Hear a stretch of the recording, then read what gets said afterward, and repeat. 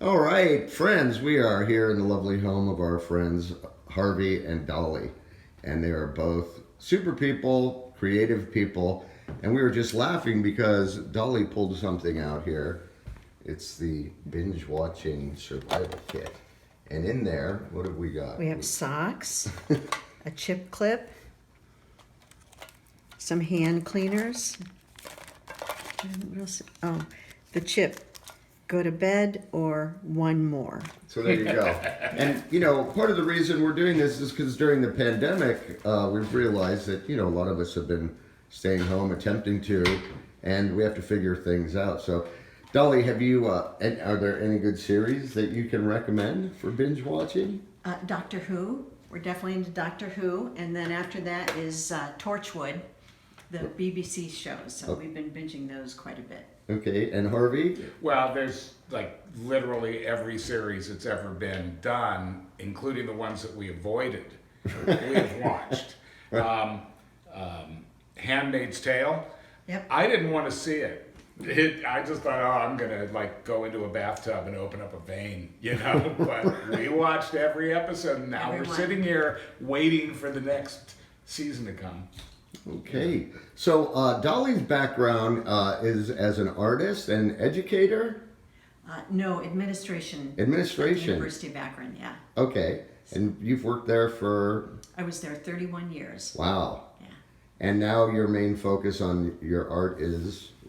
Pottery. And we're going to be checking some of that out because Yeah. it's very talented and amazing. Okay, Harvey, we've only got a couple minutes, but we'll have a quick resume on you. Harvey's a very talented musician. He has a new record out, actually, called? It's Messy, Volume 1. That would imply that there's perhaps more to come, but we'll get into that. And Harvey was also a television producer, and we can talk about that as well. So thank you two, and I think we'll go ladies first. We'll be back in a minute. This is one of my favorite pieces, and it brings to mind my theory about pottery. Never give up, never surrender. This was supposed to be a big, nice serving bowl. I rolled a piece of a crocheted doily in the center so that I would get some texture, and it was supposed to have nice, big walls. Unfortunately, as it got thinner, it started to flop. And so instead of just throwing it out into the recycle bin, I turned it over and shook it out, and these folds started happening in the corners. And so I just encouraged the folds to stay where they were, and it ended up being one of my favorite pieces.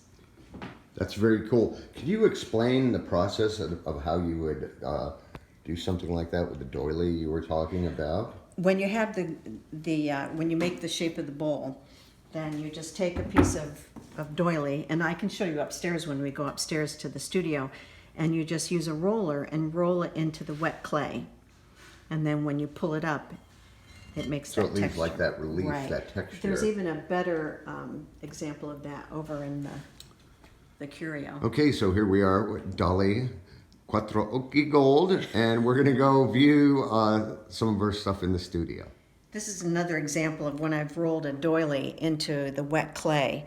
I just rolled out a slab, put the doily over top, pressed it in, and then used the glaze to bring out the textures. Wow, isn't that something? And these are some more of Dolly's favorite pieces. Yep. This is my first jar, a lidded jar. What would you call the finish on that? Well, just... I mean, is there a name? Is there's that not raku really or? No, this is just regular glazing. Raku is not watertight, and so I don't bother doing watertight things because most of my pieces are functional. Like you would want to be able to put something in the bowl and not have it leak through. Right. Or something in this. This is my first jar. Wow. When I was learning, this is actually made of 3 pieces. So a small bowl at the bottom, a small cylinder in the middle, and then the spout on the top. But now I should be able to make one of these without cutting it into 3 pieces. This is another one of those flopped bowls. It started to flop, and so I just pulled on the edges of it and turned it into a kind of an eye shape. Here's another flop, actually. this one started to flop, and so I just used the shape and then added some of the So you little textures. so you kind of go with the flow when you're working. Yeah. So am I assuming that some of your favorite pieces have turned out as they were not originally intended? Yes, because I'm really a symmetrical person. I love using the wheel because everything turns out nice and round, and I have to challenge myself to make something not round. And so when the clay says, you know what, I think I'd rather sag or turn oval, then I just go with it. That's really cool. All right, we're gonna go have a look in Dolly's studio now. Thanks, everyone. Okay, so here we are in Dolly's studio, which Yeah. converted, and I'll let her explain that a little bit of what's going on up here. This is a bathroom that belongs to the guest room that's across the hall. And it's about the only space we had to put a studio in. And so we cleared out this area of just storage, and that's where my wheel is. Can you explain to people how the wheel works? It spins. so, so you put the clay in the center, and you center the clay, and then you just pull up the edges and make your forms. She makes it sound very So- easy, but It's so you sit while you're doing so that. yeah, and I have a mirror over there because otherwise, so when you're working, I have a footrest here. And Right. Here's the pedal. And Oh, it wow. spins around. So the purpose And then of I the can mirror see- is you can kind of see. Yeah, instead of going like this all the time Right. and moving my head, I can see whether a shape is actually taking the form that I want by looking in the mirror. That's really cool. So, All right, we'll be right back. Okay, welcome back. all right. So I have a bunch of what they call greenware. This is when the clay is in its most fragile state. All the water is out of it. It's not cool to the touch anymore. Any cracks that might have occurred will probably have already occurred. It's a little bit more lightweight. And so this is just some varied stuff that I'm doing. This is a tray that I made in advance of Christmas that has Oh wow, you should. Can you Little see the little reindeer? on reindeer. there? Yeah. Oh, that's really So when the cool. glazes hit this, it will go. It'll be darker where it's recessed and lighter at the top. So it's like base relief little reindeer, yeah, huh? yeah. Cool. This is my daughter's family dog died, and so I've done like a little stone for it. So they had the dog cremated, and they needed something to mark the spot. I have backgammon pieces that need to be glazed for someone who lost all of his pieces. I've been working a lot with these little forms, putting little birds and things Nice. inside a bowl, a little bit unexpected. These are fairy houses. So when they're glazed, we'll put them out in the yard, give them to the grandkids so that they can try to collect some fairies. Nice. I've been experimenting a little bit with using slip decoration so that the glaze will catch around that. Nice. And over here, one of the things that I find most interesting is that I look at things differently now that I've been working in clay. So things like textures that you might want to press into the clay. Here's a beautiful doily that will make a nice impression in the clay. Wow. When you see fabrics, Now, does something that like that, you would just roll out a slab. This is my slab roller. does that process have a name where you use the textiles on top of it, or? No, it's just part of the whole process. It's easier to do things like this when you're doing slab work, Right. where you take the slab and run it through the rollers. It gets a consistent width. And then while the clay is wet, you just put something that has a texture on it and roll it in the rollers. This is the roller that did the texture with the Oh, with the reindeer. Oh, neat. This is one I really like using. Wow. And then there's the plain one. So everything starts taking on a different shape. You look at things, and I made this little thing because I like to make little tiny Right? jewelry dishes, but I Oh. need something to slump the clay over. Okay. And so you start making your own things. Yeah, there's all kinds of things that you can use. wooden things that you just press into the clay to make a shape. And that's what I used on that little headstone. Nice. 2020, Dolly. Yep, pandemic wear. Well, there you go. Yeah. Pandemic wear. I think, Right. so you can get in touch with Dolly. You find her on Facebook. Yeah, I might do something. Maybe. You never know. But this is one thing, I've been asked to make some cauldrons. They don't tell me what color, they don't tell me what size, and so that's what's going on here. Well, Dolly, I thank you very, very much for your time. You're most welcome. Oh, here. There's more stuff. Yeah, these are the pieces, parts Oh, okay. that go with the cauldron shapes. So I imagine you find this very relaxing and cathartic, I do. particularly I love it. now. Yep. And you've been doing this only 3 years. 3 years. Yeah. And how did you decide to, okay, I'm going to do pottery now? I had a friend who called me who worked at the university with me, and we retired about the same time. And she said, I'm taking this course. We get to take classes for free. I'm worried that it's going to get canceled because they don't have enough enrollment. So would you sign up for the course? You don't have to go. Just sign up, be a head count. I said, yeah, sure.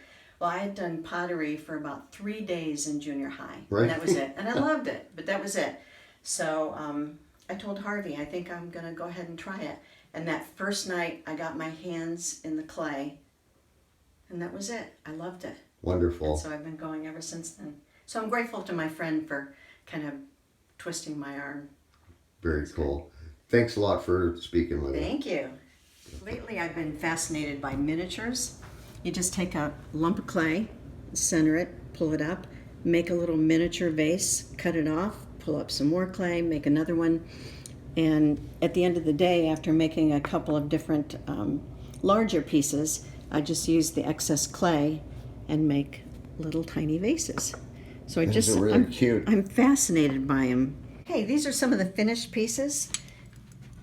This is a piece that shows how the glaze reacts to texture. And here's another one where the glaze is wiped away And on the back. okay, full disclosure, or nearly full. I like this one so much that I'm gonna buy it because I can put my guitar picks in there, and it's really beautiful. I love the color, and I love the texture. So yes, ladies and gents, although Dolly was uncertain about, she will sell things because she's got to pay for her supplies. Yeah. Just the same way we make music, so we can make more music. This is a bowl that I made that I took it out of the round to make the heart shape and then spread some dried glaze on top of the wet glaze to make the different colors. Wow. And then do you fire that again once the glaze is on there the second time? No, this happens all at once. Oh, okay. Yeah. And here's some of the little ornaments that I've been Oh, making. wow. Little Day of the Dead. Day of the Dead. Nice. And some Ohio. Cool. So I love the colors and the textures. They're really Thank you. nice. here's some more. These will be necklace pieces. Sweet. So more texture. I really just like a lot of the texture. Yeah. The texture and the colors are very nice. Thank you. So there you have it. So get in touch with Dolly or just enjoy watching this. Now we're going to speak to her husband, Harvey. Harvey Gold. All right, we are here with Dolly's husband, Harvey Gold. And Harvey's a very interesting individual. He's involved in music. He's been involved in television production, comedy. So if I can get his attention for a minute, we'll... Hi. Harvey, go ahead and talk. Well, I think that it's cool that you talked to Dolly first, because the one thing that's been sort of interesting in our relationship is that I've had a television production company. We've done film, we've done video. I've played in Tim Huey's 21st Century version, a band called Half Cleveland. I've got a couple of other bands I'm working with now. And truly, Detention, my granddaughter's band, Right. which is absolutely the inherited badass in the family. Didn't they win Battle of the Bands recently? They did at the Rock Hall. Right. So there's like the baddest band in the land at this point. Right. And sadly, with this pandemic, it's just, I mean, they got to deal with, what's the name of the promoters who promote everybody, the big ones around the country. Oh, Live Nation? Yeah, because Live Nation was a sponsor, so they were going to get all this stuff from Live Nation. They were invited to go to South by Southwest, canceled, but they Yeah. did make it to play a gig at the Whiskey, and Grandma Dolli went out and served as their camera guy. So that was Awesome. kind of great. Awesome.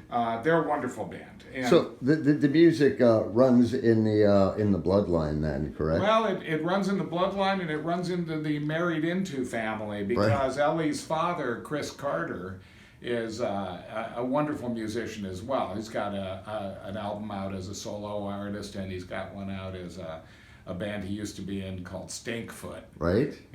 doing his Les Claypool bass thing. So that's fun. Yeah, there's a lot of music in the family, which is great. Tell us about your new record, Harvey, and how that came about. And you actually recorded a lot of it here, I correct? recorded some of it here, yeah. It's called, justifiably, it's called It's Messy, Volume 1. And it's just a bunch of stuff that I didn't even plan on doing an album. I was going to just I wanted to finish, what's the best way to put this? Joe Strummer was my age. He died at the age of 50, and it sort of inspired me in the sense of the material that I wrote, the stuff I did with any of the bands I've been working with. I wanted to control mixing it and mastering it rather than have somebody doing it after I keeled over. Right. So I was just going to put it up on Bandcamp, but Dolli convinced me that I should do an album. So that's coming out. It's coming out on the streets shortly on Smogvale Records, and it's already out on all the streaming services. Right. And people have been responding to it really nicely. I noticed. I know our mutual friend Chris Butler spoke glowingly of it, and you've already gotten some press on it, correct? Actually, a bunch, which has been really surprising also, because I tend to be one of those people who digs my toe into the dirt and looks down and goes, "Aw, shucks." Can you tell our friends some of the musicians who played on it? And Yeah, it's kind of an interesting division of labor. There's 4 songs on it that were recorded initially here in this little room with the drums on the other side of the doorway. cool. I'm just going to peek over there for a minute. And so the drums were here, and this is a cool high ceilings. It brings to mind Led Zeppelin, John Bonham. That's what the drums sounded like. It was Right. great. So a friend of ours, Bruce Hensel, who was the producer of the Chai Pig album, and he engineered on Hotel California and Intervisions. He's, a real guy. Right. Was coming into town to visit, and he wanted to record some stuff with his new little digital recorder. So I picked up some extra stuff. Audio Technica gave us some stuff to use, loaned us some stuff to use. And Debbie Smith Cahan, who was the bass player for Chai Pig. Right. Bob Ethington, who has played with me on almost everything in Half Cleveland and in when we rebooted Tin Huey, he was in on percussion. The 3 of us got together pretty much right here and recorded 4 of the tunes. Now, on 2 of the songs, we have guests. Dan Auerbach, who is with the Black Keys, came over and plugged in and played guitar on a couple of tunes. And Chris Hillman of the Byrds and the Flying Burrito Brothers contributed a mandolin part to one of the songs, which is very cool. So that is very cool. Yeah, it was kind of funny. He was doing a show at Kent Stage with Herb Peterson, and we went over one day, and we hadn't met. He did this in California. And what's so cool about him is I walked up onto the stage during sound check and I went, "Hey, aren't you in my band?" And his response immediately, without even a beat, was, "Yeah, where's my per diem?" So we're in Kent, so we basically took him out and bought him cheap Mexican. So that worked out fine. Nice. Yeah. We'll be right back in a minute with more words from Harvey, ladies and gents. Okay, we're back with Harvey in this lovely atrium. It's beautiful. It's like the Sistine Chapel of Akron.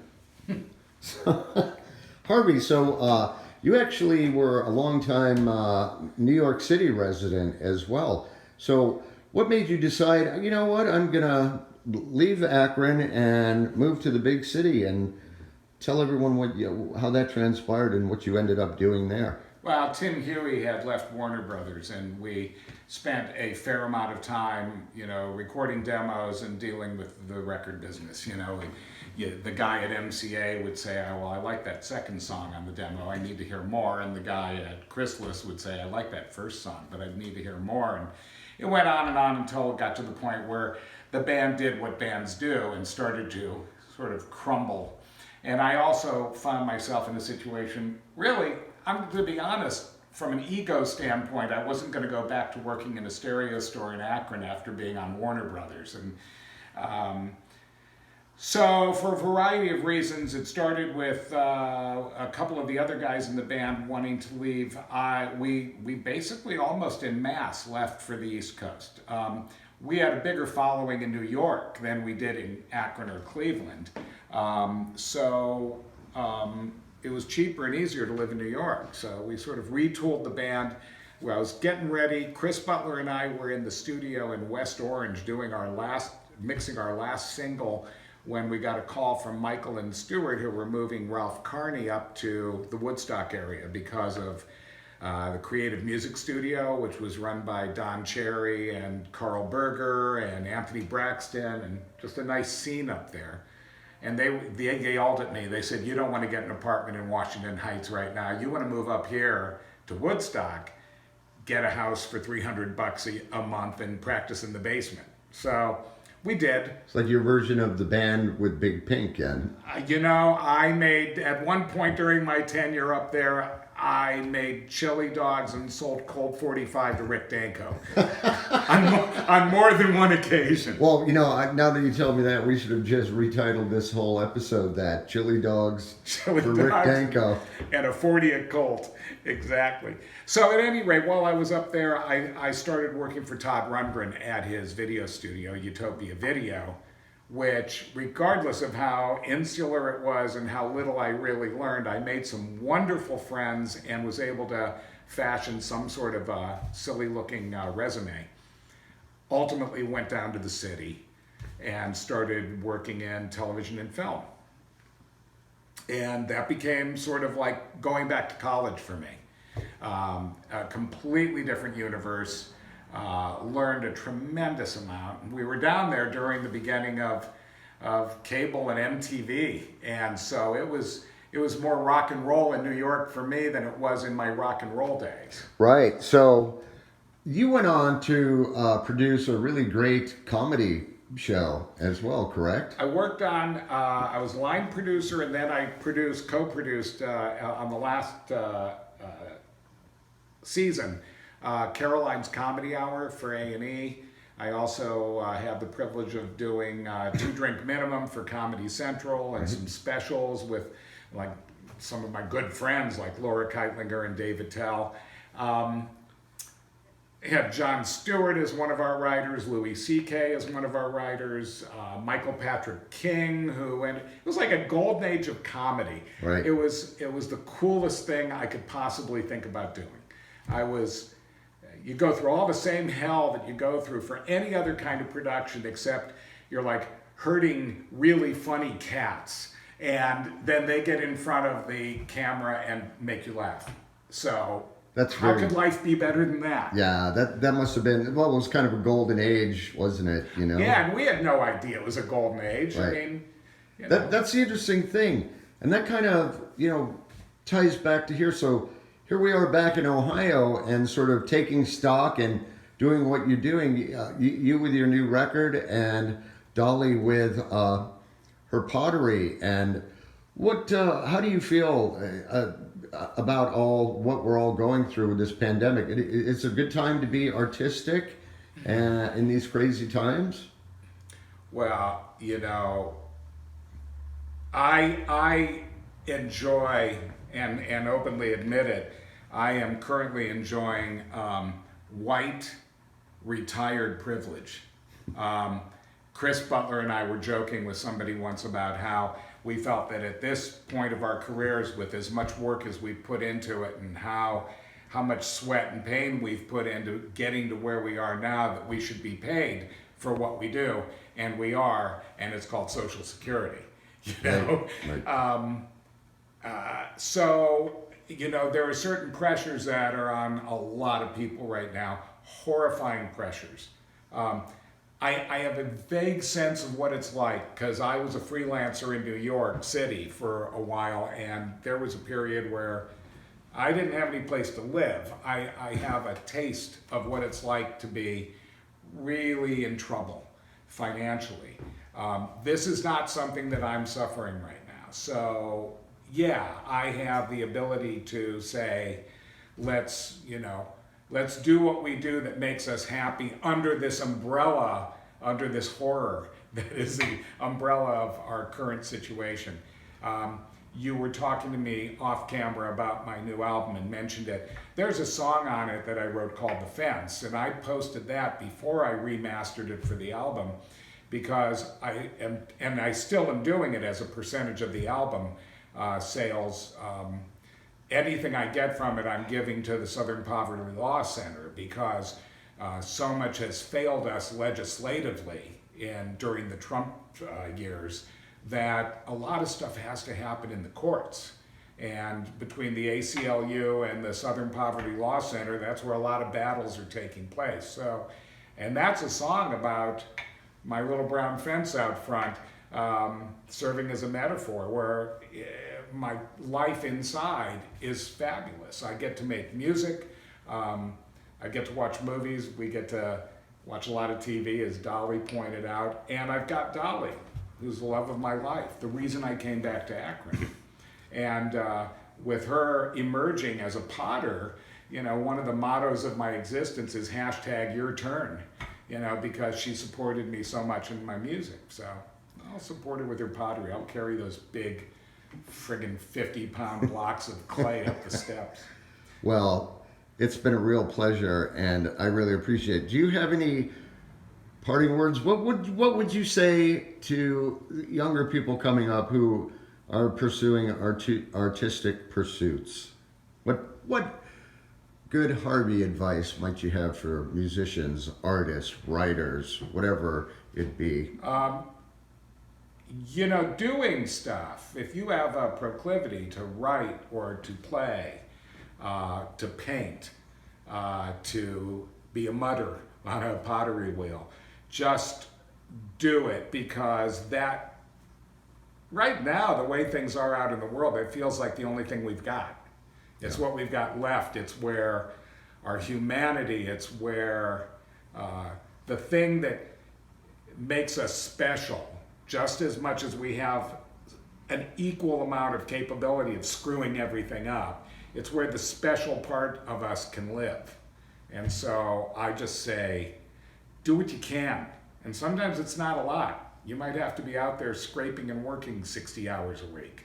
But when you have an extra half hour, don't forget what you've got in you. That's great, Harvey. Thank you, Dolli, and thank you, Harvey. Do you want a sandwich? So we were talking about what Dolli and Harvey do during the pandemic, and I just love this, what they're about to talk about. So we do outdoor movie nights. We have a high-def projector, and we have a big piece of fabric that reflects light well. We put it across our double garage door, and we make cocktails and popcorn, kettle corn. She bought this high-def projector on one of the Amazon sale days a couple of years ago, really just for digitized home movies that went from Super 8 to VHS to now DVD for the kids. And so, but you know, we got all this crap in the house, so we take our Blu-ray out, we take one of my powered JBL studio speakers out, so it sounds good. Fantastic. And she bought material that's like, from my background, it's the actual material we would use if we were hanging a cyclorama in a studio. Oh, cool. So it's perfect to shoot stuff off of. So what's going to be the next feature then? Johnny Depp in Alice in Wonderland. All right, I'm a little envious, but hey, it's been great speaking with you both. Thanks, everyone. Come over for our Tati festival. Oh yes, Jacques Tati. Okay. In the driveway. There we go.